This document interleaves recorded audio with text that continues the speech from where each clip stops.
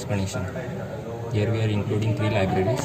The first one is MAX Matrix library, which is a custom library.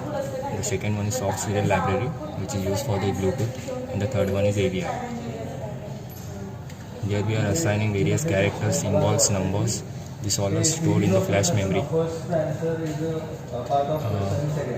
The 3 pins of the MAX modules, that is digital input, clock and CS, which are connected to the 7, 6 and 5th pin of the Arduino module respectively.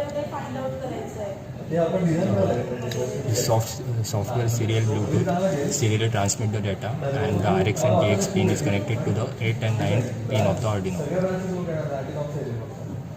Here we are initializing the initial text message and initializing the variable for brightness. Here we have the setup method in which we initialize the MAX module and set the intensity of the module. The next loop is while loop, which we check whether the data is coming from the serial port.